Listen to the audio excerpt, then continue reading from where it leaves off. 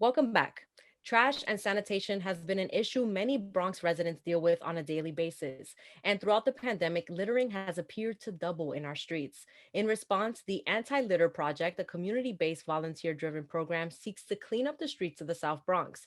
Joining us now to share more are co founders of the Anti Litter Project, Jennifer Seda and Dexter Thomas Payne. Welcome. Thank you both for joining us today. Thank you for having For us, real. Of Thank you. course. No, it's a even pleasure to virtually. have you for sure. So first to start off, for people who are not familiar, can you tell us more about the Anti-Litter Project and your mission? Sure. You want to go first? Yeah, sure. I wrote a whole thing a while ago, but it's been a while. But our mission is basically to reduce the litter that lines the streets of the South Bronx, to inspire, to motivate, and to organize people who live in the community. We are based in the South Bronx, but we're targeting the whole borough if we can. We want to polarize people and show them that if we work together, we can maybe put a dent in this problem. And it's very possible. It's very possible. Got you. Sounds really amazing. And how did each of you decide to pursue this venture? What made you both do this?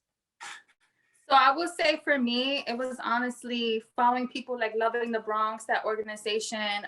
She's been cleaning up the Bronx since 2010, also feeding the Bronx. The movement, The Bronx Needs Cleaning, that did Sunday cleanups weekly in the summer in the pandemic. I was really inspired by his movement. It's a teacher named Eli. So, and we started this summer, we started outside of our apartment. And so seeing those role models for them to be able to do it really influenced me, like, let me do it too. I love Definitely. that so much. And did you have to share something as well, Dex? Yeah. We live in Melrose, which I think is a lovely area. But it just turned out that the litter problem was kind of overwhelming. And for a while, I can't lie, I was a little complacent. But once we realized that we could do something about it, my roommate, who we live with, his name is Nelio, great guy. He one day was outside sweeping up at like 7 a.m. And I literally said, I was like, yo, I had the same idea, but yeah, you beat me to it. So the next day I took a turn, and then one day she took a turn, and then we kind of came together and we're like, yo, what if we did this all at the same time? Maybe it will make a difference. I love that. And I'm curious, have neighbors been like, what y'all doing? Like, do you work at the city? Like, what's going on? There was a couple of days where people would come out and they'd be like, oh, I heard people were sweeping outside. Like, I had to see it for myself. Yeah, legit. And we would have, busty brooms and crusty dustpans, but it was humble beginnings. And it was so cool to see people, at any time of the day come up and like literally thank us and say like, I'm so happy that somebody's doing it, I love that. And, when we talk about the COVID-19 pandemic, I kind of said it in the beginning, it seems like littering has kind of doubled during the pandemic. Yeah. How has the COVID-19 pandemic impacted sanitation in our borough from your point of view? It's rough. I'm sure as people know, if they don't know, sanitation had a huge cut. How much was it? 100 million. A few $100 million cut. Yeah. And I mean, of course, things are not as popping. The city needs money. They have to cut funds from somewhere. But when sanitation goes, all that means is everything else goes up. Trash, quality of life issues, rodent infestations, other problems like that. And litter is a product of living in such a dense city. New York City is great. But 8 million people, 1 million people live in the Bronx alone. So imagine those numbers when they cut your trash pickups in half. So COVID-19 affected us all, and I'm glad we're still here being resilient. But I think sanitation got hit hard, and we saw it. We saw it a lot, especially in the summer, because once it got warm, everybody wanted to be outside because of the lockdowns and stuff, and then all the protests because people deserve to speak their minds and tell people how they feel, and it just added to the litter problem. And it's an ongoing thing. So it's just so many overflowing garbage cans, just garbage not being picked up. So it's really just emphasized everything. Amplified. That's very true. I also wanted to discuss the importance of education on anti-littering and caring for the environment. Because, we can organize community cleanups, we can have anti-litter project out here doing the work, but we also need people to understand where these issues are coming from and how they're also fueling these issues. Just talk to me about the importance of education as well in our streets. Definitely. I would say in the city, in the Bronx, we have the luxury of not thinking about our trash. We don't ever think about where it's going or how it affects the environment. Research has shown not only the environment, but our health and our hygiene. When sanitation is not picked up, the diseases go up, the death goes up. this improperly disposed trash ends up in the sewage drains and they get clogged, or they ends up in the rivers, and it affects the ecosystem really. It does. This litter, it emits, greenhouse gases, methane, which is bad for the ozone layer, and it's so many. We realize it's a multi-layered, problem, and it's just the education factor is tough because it forces people to look inward. It forces people to be responsible and accountable, and there's not a lot of accountability in this country. I don't know if you've noticed. Especially in the city. Not a lot of that, and it's wild because when we ask people to be responsible, that's how we see results. When we ask people can you be in charge of this garden, or can you be in charge of this block? If you see an overfilling trash can I depend on you to call 311? And once they kind of are consistent, the change is almost overnight. Word. It's That's just very true. I'm sorry. It's just definitely just the lack of education. Yeah. Yeah, because when we first started, we didn't have no education on it. We're like, what do we do? Like, we picked up all this trash, but what do we do with it now? Like, we can't just put it by the litter basket. So it's just definitely just to give people empowerment to know like what to do in these type of situations. Yeah, I like your point about education, because education is long term. What we're doing is also long term, but education sticks. If we can give people the values, then the rest will be easy. Absolutely. And on the same vein, how are you both seeking to engage the community in the movement? Well, luckily, summer is almost here. So once it gets warm, we want to capitalize on that. And we got a late start. We started in about August, September of 2020, but it was a great run, and we're still active in the community. We want to engage people by inviting them into our spaces. We operate and run with the association of other groups. We run 3 community gardens in the Bronx, and we're in the process of revitalizing them, rehabilitating them, turning them from abandoned plots back into functioning gardens. And we want to invite the community. Come on through. According to the Parks Department, we have to be open for 20 hours a week. We want to be open for 30 hours a week. We want to encourage people to come by, and once they're there, we can start the dialogue. Maybe we'll clean, maybe we'll just talk and get to know people. But we want to show people that we're welcoming the community in. No judgment, no pressure. We want to see people, and we want them to, come see us.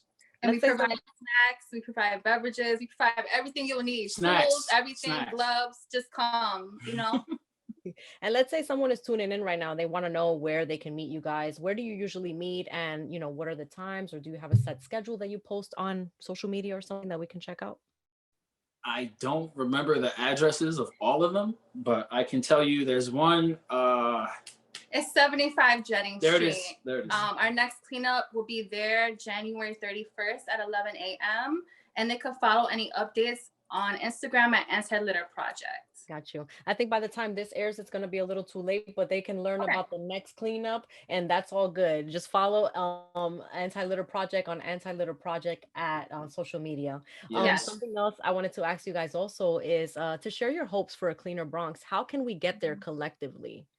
How can we do this work together?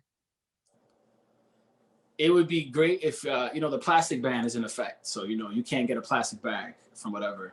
I have this sci-fi kind of vision where, we hold McDonald's accountable. If you want that, that sandwich, it might cost you an extra 75 cents. Why? Because of a littering fee, something that McDonald's now has to pay, because every time, how many McDonald's cups I've picked up in the last couple of months? Every time you see that product, imagine if the company got fined. Again, it's a dream, it's a hope. But more realistically, what we want to do is just show people that, we don't want to be the bad guys. We don't want to come and show people you're doing it wrong. We want to provide solutions. We want to show up and roll up with brooms, with dustpans, with people, with gloves, with masks. We want to show them that if you have a problem, we can come and we can help you. And I think it can be a lot easier when we do it together. Not to be corny, but it's true. I agree with that. And another thing that you guys have is a podcast. Can you tell us about the Trash Talk podcast and what? That's her idea. Tell me all about it, Jennifer. So I really wanted, like, when we talk about climate change and environment, I feel like they seem like big, like, topics that are like, I don't know where to start. I don't know what to talk about. So this is more like, honestly, like a talk between us friends, talking about our origin story, like how it all started, the history of trash, and just, we're going to bring on more guests so we could talk about their experience with litter in the city. So it's just really just more informal talk about environmental stuff. Very, very informal.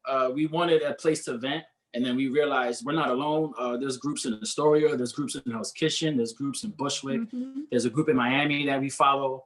And it's just, there's people all over the place, and we want to give them a platform to come and share your journey with us. You know, maybe we can spark an interest, spark an inspiration in each other too. Oh, it sounds really interesting. Where can people check it out? Where is it available? Anchor, Spotify, the Anchor Apple, app, Apple Music. Google. It's called Trash Talk. There's a lot of trash talks, but Trash Talk by the Anti-Litter Project. And the link will be in our bio on social media. I love it. And I love that name too. And just, you know, the aim and the mission behind it as well, and what you guys are doing in just totality. So thank you for everything, you know, really. Another thing I'm curious about is how much garbage do you think you pick up on the regular, and where does it go after you pick it up?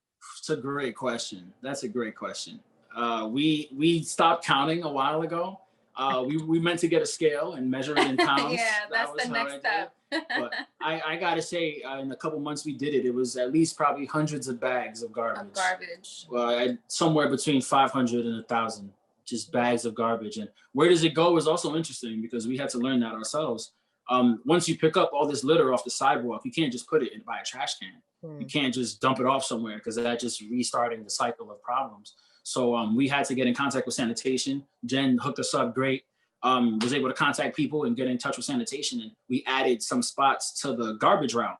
So they have their routes, and then they can stop by on Tuesday or Wednesday, whatever day it is, to come get the litter that we then just accumulated and picked up. Wow. That's So yeah, it's just all about communicating with Department of Sanitation so we can help each other, because this city will not run without them. Nope. Right. And, you know, look at what community organizing does too. Like, we're helping each other. You guys are helping them in order to make it happen. Like you said, there's a level of accountability for both the Department of Sanitation and also the people of the Bronx. So let's just work together in order to make things happen. Thank you guys again. Before we go, just invite the community to join you in community cleanups. I know that the next one actually just passed. This is airing on the 2nd of February. So anything coming up, and, you know, how to stay connected with you guys. Okay. So our February cleanup will be February 21st, and it'll be with the Hell's Kitchen Trash Queen. Litter NYC, litter_NYC, February 21st. And you can follow us on social media on IG at Anti-Litter Project. Yes. It's cold right now. Once it gets hot, we'll have a lot more. Stay tuned for updates. We want to hear from you. We want to work with you, and we're excited. We're looking forward to it. All right. Thank you, Jennifer and Dexter, for your time today, you know, for sharing more about the Anti-Litter Project. Thank you. Thank you. Of course. Again, folks, you can follow at Anti-Litter Project on social media to learn more about their volunteer efforts and more information. You can also DM them. They're very responsive via Instagram. Also, tune into their Trash Talk podcast on Spotify. That's all for our show today. I'm your host, Sonyi Lopez, wishing you and your family safety and wellness now and always. Take care.